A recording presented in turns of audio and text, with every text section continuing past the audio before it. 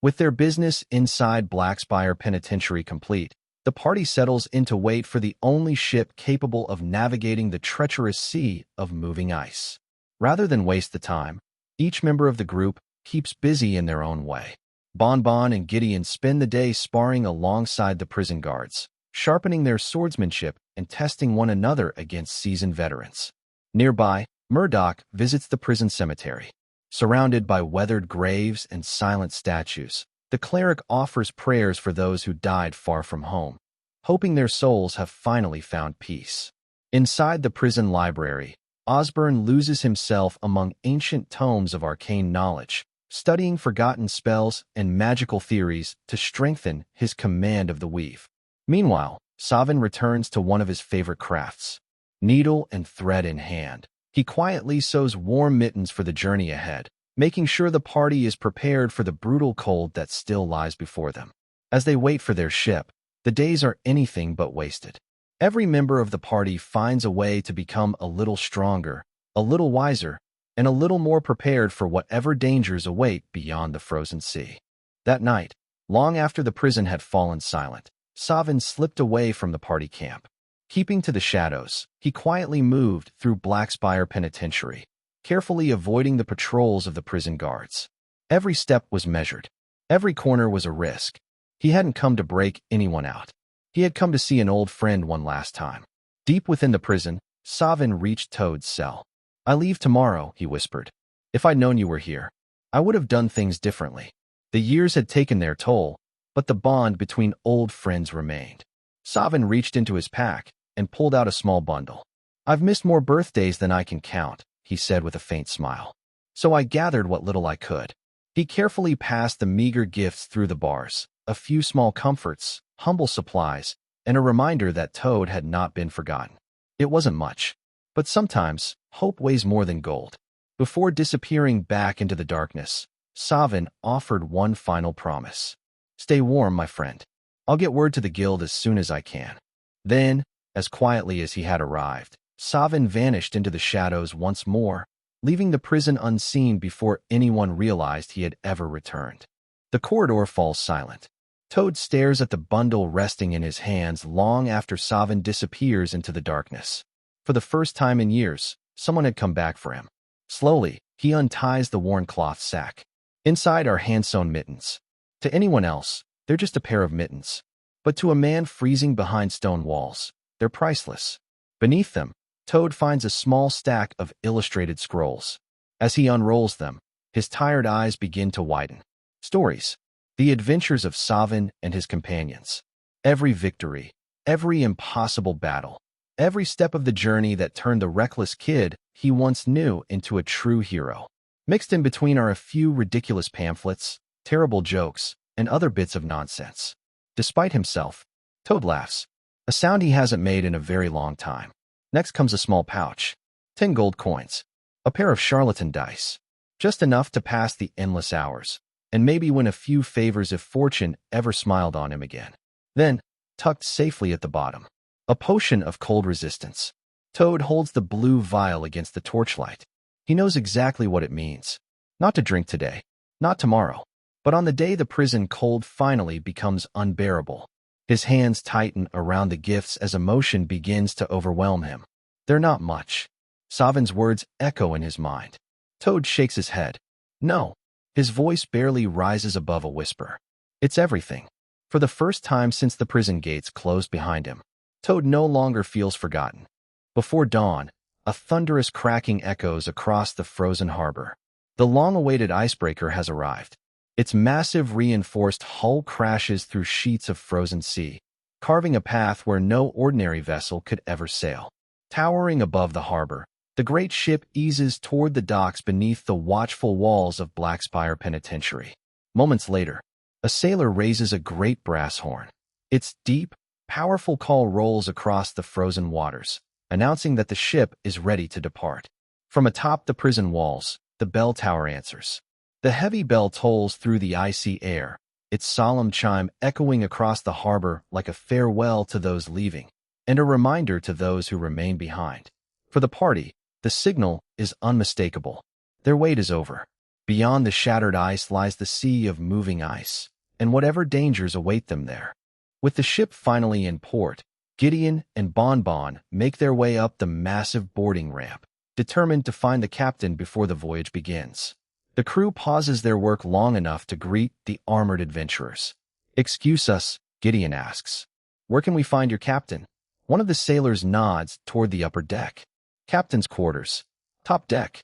Without wasting another moment, the two paladins climb the weathered stairs, passing busy sailors preparing the vessel for its dangerous journey across the sea of moving ice. At the top, they step into the captain's cabin. Charts cover the tables. Lanterns sway gently overhead. Every inch of the room speaks of countless voyages through frozen waters. Waiting for them is the ship's captain, a tall, weathered woman whose eyes carry the confidence of someone who has survived storms that would have claimed lesser sailors. One look is enough to tell the party. This is someone who knows these frozen seas better than anyone. Inside the captain's cabin, Gideon and Bonbon lay out the urgency of their mission. The war machine has been destroyed, but a far greater threat still hangs over Icewind Dale. Auril, the Frostmaiden, has plunged the land into an endless winter. To break her curse, the party must travel across the sea of moving ice and recover the Codicil of White, an ancient relic hidden within the frozen wastes. Only then can they hope to restore daylight to the north. The captain listens without interrupting. When they finish, she folds her hands and gives her answer. "To take my ship that far and leave you there. It will cost 20,000 gold pieces." Bonbon's eyes go wide. So much. Before the captain can respond, Gideon steps forward. "Think of what lies beyond those frozen waters. New shipping routes, untold discoveries, and treasures no one has been able to reach for generations." For a moment, the captain says nothing. Then a faint smile crosses her face. She leans back in her chair and speaks a single word. "If." The room falls silent. The negotiation has only just begun. As Gideon and Bonbon negotiate with the captain, uneasy whispers drift through the hallway outside her cabin. The murmuring grows louder. Then suddenly, a deafening crash erupts from behind the heavy wooden door. Furniture splinters against the walls as the captain's voice echoes through the cabin. "You only brought 300 gold. Another violent impact shakes the ship. Whatever is happening inside, the negotiations have taken a dramatic turn. The crew waits in silence outside, listening as another thunderous crash rattles the captain's quarters. This voyage may be over before it ever begins. The captain's quarters fly open, and Gideon and Bonbon hurry back to the rest of the party. The deal's done. The price, however, is steep. The crew must protect the ship from any danger, heal the sailors whenever they're needed, and ensure the vessel returns safely. Once they're dropped off, they'll have just 24 hours to finish their mission and make it back before the captain leaves without them. And one more thing, Gideon adds, "If anyone causes trouble aboard the ship, we're all swimming." The dock falls silent. Everyone slowly turns and looks directly at Savin. Savin glances around, confused. "What?" With the deal finally struck, the great icebreaker begins its journey across the sea of moving ice. Its reinforced hull crashes through the frozen ocean, carving a path where ordinary ships would never survive. Not wanting to be passengers, the party quickly earns their keep. Bonbon, Gideon, and Murdoch lend their strength to the crew, hauling heavy cargo across the deck as sailors prepare for the dangerous voyage. Meanwhile, Osborne and Savin weave powerful wind magic into the sails, filling them with enchanted gusts that drive the massive ship forward through the frozen sea. As the hours pass, the hard work gives way to laughter. The adventurers share food, stories, and drinks with the sailors, forging friendships that may prove just as valuable as steel before the journey is over. After days of carving a path through the sea of moving ice, the great icebreaker finally approaches its destination. Rising from the frozen horizon is a massive island, its icy landscape crowned by a towering fortress of frost that dominates everything around it. At the water's edge, colossal stone steps climb from the frozen shoreline, leading toward whatever secrets lie beyond. The crew gathers along the rail, silently taking in the sight before them. Every hardship, every battle, every mile through the endless winter has led them here. Somewhere on this frozen island lies the key to ending Auril's eternal winter.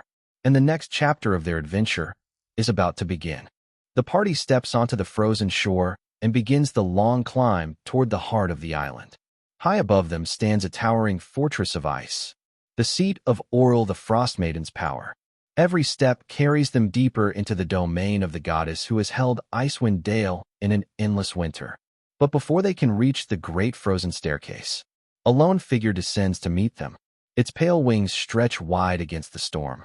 Its icy claws scrape across the frozen ground. A guardian, or perhaps a warning. Whatever awaits beyond these stairs. The Frostmaiden already knows they have arrived. "What are you doing here?" the imp says. Murdoch steps forward without a moment's hesitation. "We're here to kill the Frostmaiden. And we also need the Professor Orb." Silence. A long, awkward silence. Behind him, the rest of the party collectively buries their faces in their hands. Maybe announcing your intention to kill the goddess who rules the island to one of her own servants wasn't the best opening line. The strange winged creature tilts its head, seemingly unfazed by the party's impossible goal. "You can't kill the Frostmaiden," it chirps. "She's a god." Then, almost as an afterthought, "I did see an orb near a body that washed ashore. Want to see it?" The party exchanges surprised glances. Forget the goddess for a moment. They might have just found the Professor Orb. Osborne quickly turns to Velen. "Did you hear that? We finally have a lead." For the first time since arriving on the island, hope begins to replace uncertainty. Velen allows herself the faintest smile. Finally, after several hours crossing the frozen wasteland, the party finally reaches the place described by their strange new guide. The little creature pauses, raises a claw, and points into the icy expanse. Over there. At first, they see nothing. Then both Osborne and Savin stop in their tracks. They can feel it. A surge of arcane energy pulses through the air, unmistakable to any practiced wizard. The Professor Orb, half buried beneath the frozen water. A lifeless hand still clutches the artifact, refusing to release it even in death. After all this time, their search has finally led them to it. The party finally stands before the Professor Orb. Dark energy swirls around the mysterious artifact as it rests in the grip of a corpse frozen beneath the ice. Everyone stares in silence. Savin breaks the tension. "I think it's magic." Osborne folds his arms and nods with complete confidence. "Definitely magic." The rest of the party offers no comment. Without another word, Velen grows impatient. She walks past the adventurers toward the frozen remains. Reaching down, she carefully lifts the Professor Orb into her hands. The ancient artifact pulses with shadowy power. And at last, their true prize is theirs. Just as Velen claims the Professor Orb, the frozen silence is torn apart by an ear-piercing shriek. A specter erupts from the darkness, its skeletal hand reaching toward the living. Chains drag behind the ghostly horror as blue fire burns where a face should be. The very air grows colder. The creature seems bound to the orb, as though it has been guarding it for centuries. Whatever this ancient spirit is, it has no intention of letting the party leave with their prize. The specter unleashes an unearthly scream. A wave of deathly magic crashes over the party, clawing at their minds and freezing the very breath in their lungs. Every adventurer is forced to rely on sheer determination and iron constitution just to remain standing. As the terrible shriek finally fades, Savin slips behind the specter. With a flick of his wrists, a volley of holy infused daggers streaks through the air, forcing the spirit to turn. Murdoch follows immediately, driving a blessed heavy crossbow bolt deep into the creature's spectral form. Bonbon charges without hesitation. His flaming greatsword carves a blazing arc through the frozen air, searing the undead horror with radiant fire. Not a heartbeat later, Gideon crashes into the specter, shield first, before driving his holy longsword into its chest with divine force. Finally, Osborne raises both hands.